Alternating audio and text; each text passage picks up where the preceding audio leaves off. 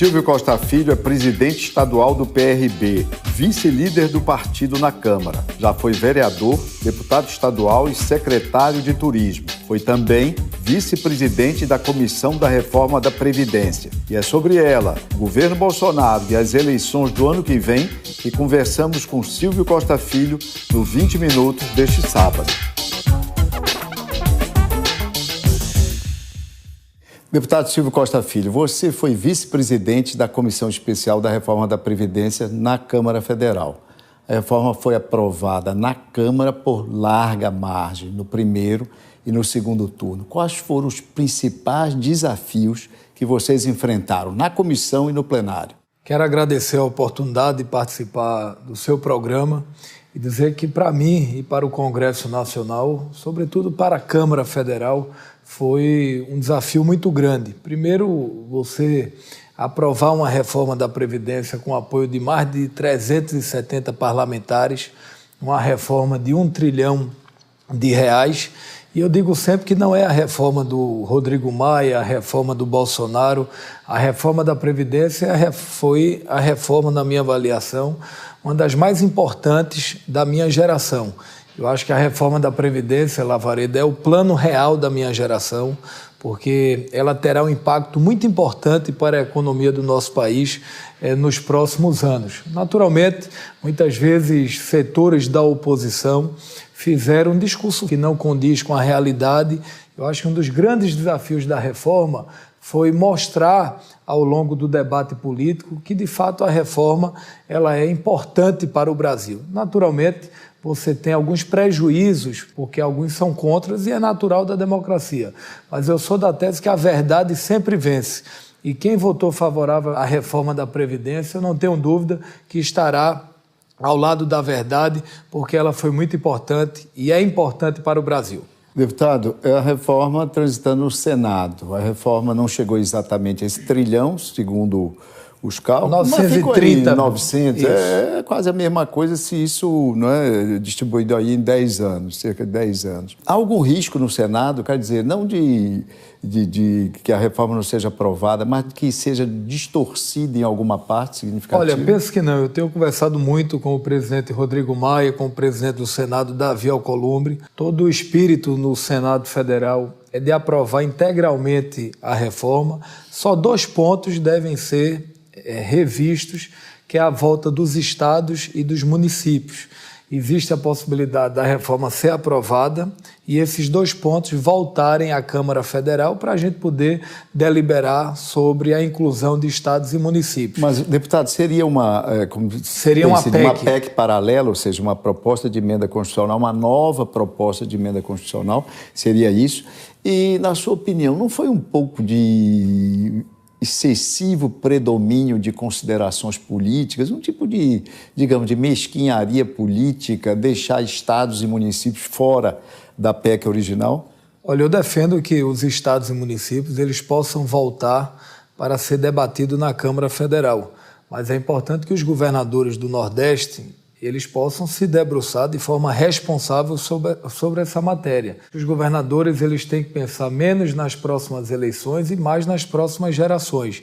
Não adianta chegar para o ministro Paulo Guedes, dizer que defende a reforma, que é importante para o Brasil, e chega nos seus estados está fazendo o discurso contra.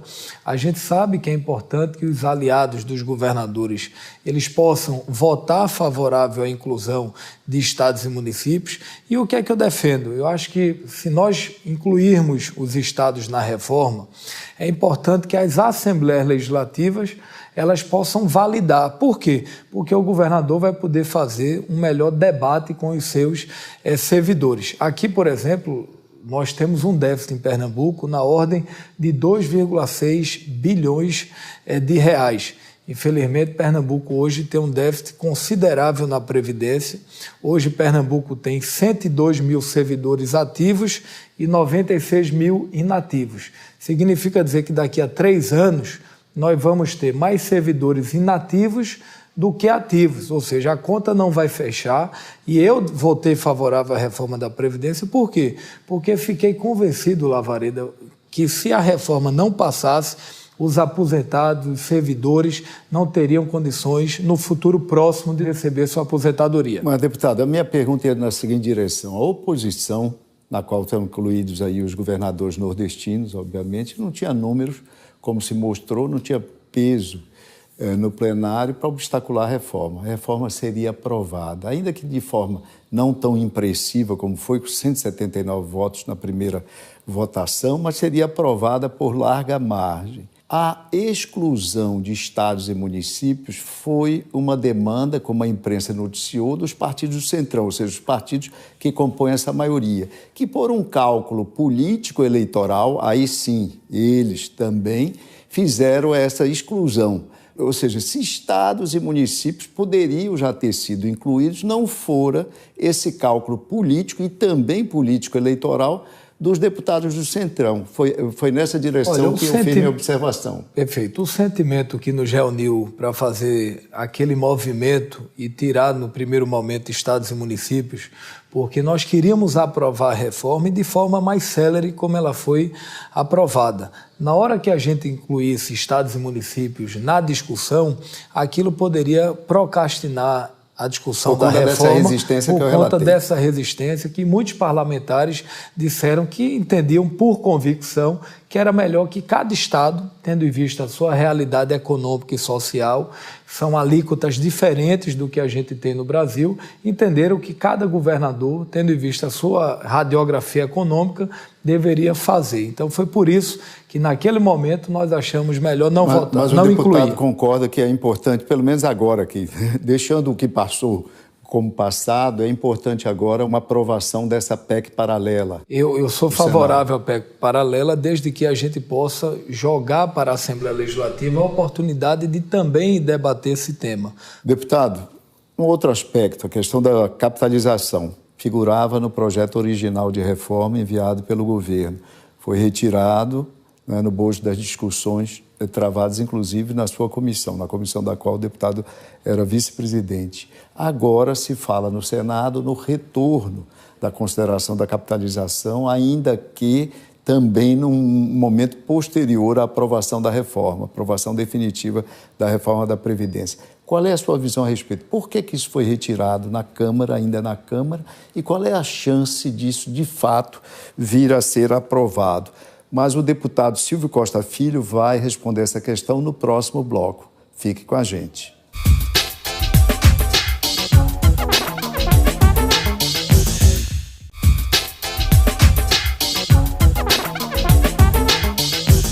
No bloco anterior, eu perguntava ao deputado Silvio Costa Filho sobre as chances da capitalização voltar a ser um tema a ser discutido no Congresso após a reforma da Previdência. Olha, eu acho que a reforma da Previdência, o governo errou quando encaminhou a capitalização no primeiro momento, porque muitas vezes o importante não é só o que se diz, é o que as pessoas entendem. E da forma que o governo se comunicou, e sobretudo estimulado depois por parte de setores da oposição, ficou na cabeça da população que a Previdência seria capitalizada. Então, nem o próprio governo, quando encaminhou a proposta no primeiro momento, encaminhou o mérito da discussão da capitalização. Eu acho que esse é um tema muito sério que a gente precisa debater. Existe a possibilidade agora, no mês de outubro, dessa discussão voltar, mas o governo precisa apresentar algo de concreto e quais são as vantagens e desvantagens do Brasil implementar um modelo de capitalização ou um modelo misto de capitalização. Eu acho que nesse segundo semestre a gente terá a oportunidade de debater esse tema. Se discutiu muito o modelo chileno, que era alardeado, ou pelo menos colocado pelo ministro Paulo Guedes como uma referência, e depois, na Câmara, vários deputados discutiram exatamente uma crise que o Chile viveria hoje no seu modelo, e isso deve ter contribuído também para lançar dúvidas e aconselhar a exclusão do texto, não? Perfeito. Isso também contaminou. Eu acho que o governo não encaminhou um mérito mais objetivo sobre a proposta da capitalização. A capitalização hoje é um modelo que é implementado em alguns países no mundo, alguns deram resultados, outros não. Eu acho que a Previdência ela tem que ser vista não só como Previdência, mas tem que ser também visto como seguridade social, até porque a Previdência ela tem um papel institucional importante para a sociedade. E eu vejo que agora, no segundo semestre, a gente vai poder fazer um debate mais sereno, mais equilibrado sobre essa proposta. Deputado, recentemente foi aprovado pelo Congresso, né?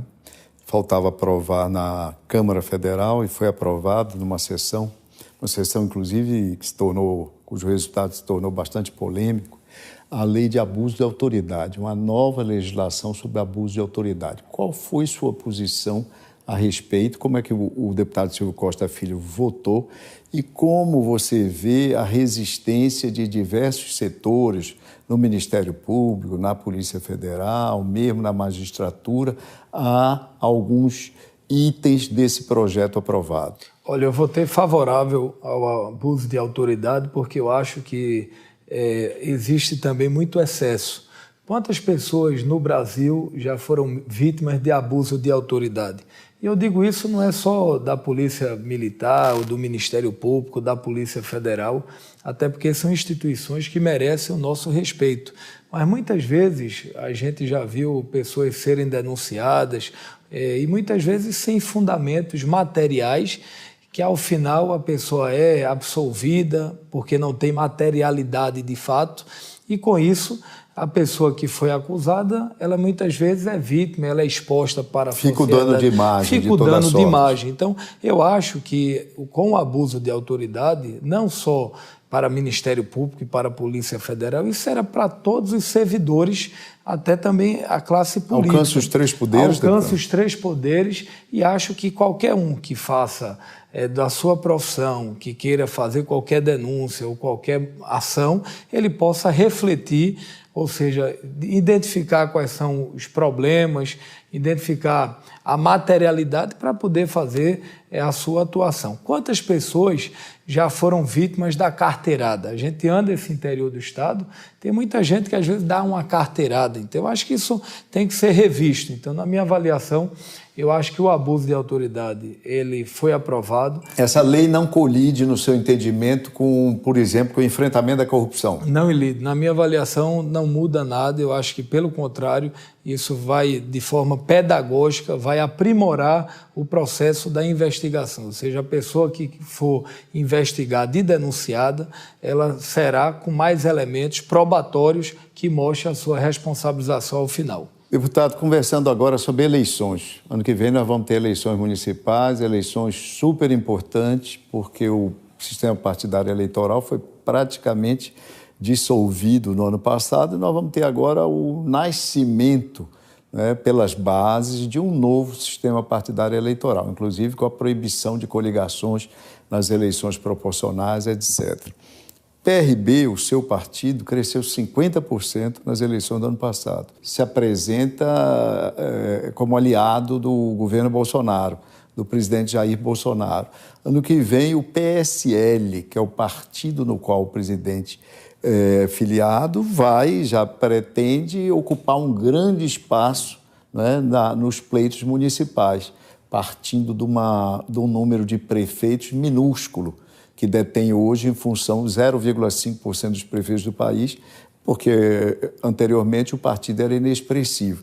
Como é que vai ficar essa competição PRB, PSL e outros partidos do centro-direita em termos nacionais, deputado? Olha, primeiro o PRB, ele tem uma postura no âmbito nacional independente.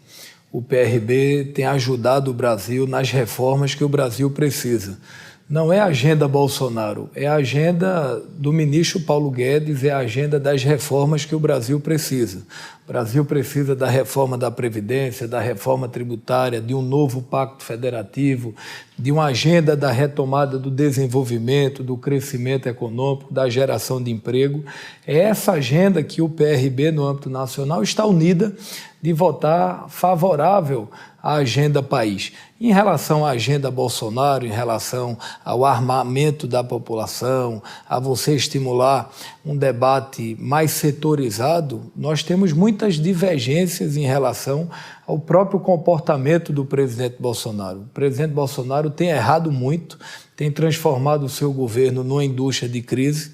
Eu acho que o presidente Bolsonaro é bem intencionado, mas da forma que ele vem conduzindo o país, da forma que ele tem procurado se comunicar com a população, eu acho que está sendo inoportuno e não ajuda o Brasil. Eu acho que o presidente poderia estar em outro momento, sobretudo se ele procurasse falar menos. Ele tem falado muito e falado, de certa forma, algumas falas inoportunas, que isso causa a insegurança institucional. O Brasil está vivendo, de certa forma, uma crise do microfone.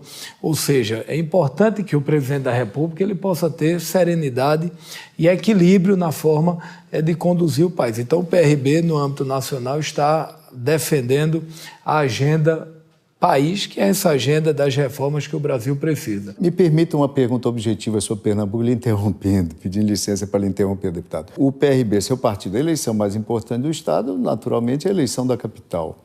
O deputado já foi ventilado como um eventual candidato à Prefeitura do Recife. Há também outros candidatos nesse campo de centro-direita, Mendonça Filho, Daniel Coelho, que tem aparecido também como um desses candidatos, embora mais ao centro, etc., se colocando. No ano que vem, deputado, o que é a probabilidade maior? É do deputado Silvio Costa Filho ser o candidato efetivo ou devia apoiar um desses nomes, que são nomes, digamos, mais tradicionais no campo da representação do centro-direita do nosso Estado? Olha, a nossa expectativa, Lavareda, é do PRB em Pernambuco ter aproximadamente de 40 a 50 candidaturas a prefeito em todas as regiões do Estado. E aqui em Recife, eu digo sempre que não pode ser um projeto pessoal, tem que ser um projeto coletivo. Se eu tiver a oportunidade de ser convocado por esse conjunto de forças, dependendo da estratégia que a oposição defina, eu quero ter esse privilégio de debater o Recife. Por quê? Porque, Lavareda, nós temos dois Recifes, o Recife da desesperança e o Recife da oportunidade. É o Recife que a gente observa do Porto Digital, do Centro Tecnológico, do Instituto Ricardo Brenan, são avanços importantes que nós tivemos nesses últimos anos. Mas a gente sabe que o Recife hoje tem muitas marcas de diferença social. Segundo o IBAN, Recife é a capital nacional da favelização. Enquanto o desemprego no Brasil hoje é 12,5%, o desemprego no Recife já está em 16%. Infelizmente, a gente tem na cidade um conjunto de obras paralisadas. A gente tem aqui mais de 420 favelas e o Recife, segundo o IBAN, é a capital nacional da favelização. A gente tem um conjunto de ações que, na minha avaliação, precisam ser discutidas e debatidas na cidade. E se eu tiver o privilégio de ser convocado pelo nosso conjunto de forças para disputar a Prefeitura do Recife, nós vamos fazer com muita dedicação e, sobretudo, não um debate eleitoral apenas, mas a gente quer construir, sobretudo, um debate coletivo e um debate que possa construir conteúdo. Deputado Silvio Costa Filho, uma última questão aí para encerrar essa nossa conversa. Você, ao longo do tempo, tem, digamos, avançado para a direita, né? Você foi candidato em 2016 a vice-prefeito do deputado João Paulo. Vocês tiveram no segundo turno 39% dos votos. Desde então você tem assumido bandeiras cada vez mais liberais, etc., que levam a esse posicionamento de hoje. O seu pai, né, o ex-deputado federal Silvio Costa, marcadamente é um representante de posições bem mais nítidas à esquerda. Ele foi um dos principais aliados até os momentos finais da ex-presidente Dilma Rousseff. Como é que os eleitores de vocês dois, e deve haver uma grande superposição, por exemplo, nas últimas eleições, nas eleições de 2018, como é que os eleitores de vocês veem essa disjuntiva familiar?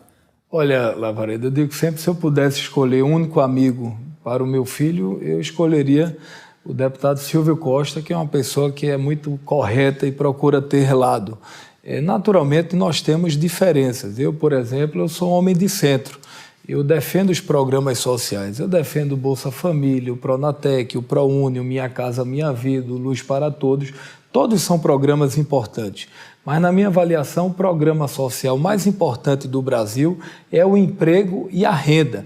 E eu quero ajudar o Brasil nas reformas que o Brasil precisa. Eu tenho a plena convicção, se o deputado Silvio Costa estivesse exercendo o mandato de deputado federal, ele estaria tendo responsabilidade com o Brasil e estaria votando favorável às reformas que o Brasil precisa. Eu acho que o povo de Recife, de Pernambuco, sabe que nós temos estilos diferentes, nós temos compreensões de mundo diferentes, mas, sobretudo, eu acho que nós temos algo em comum, que é a marca da lealdade e de, sobretudo, defender aquilo que acredita. Eu tenho diferenças com o presidente Bolsonaro, mas acredito na sua agenda.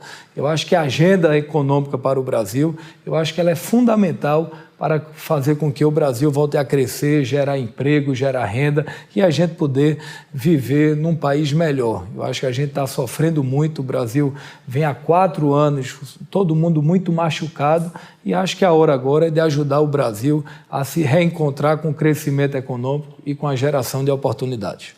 Deputado Silvio Costa Filho, muito obrigado por conversar com a gente. Obrigado a você que nos assistiu. Envie suas sugestões e até a semana que vem com mais um 20 Minutos. Obrigado, deputado. Muito obrigado.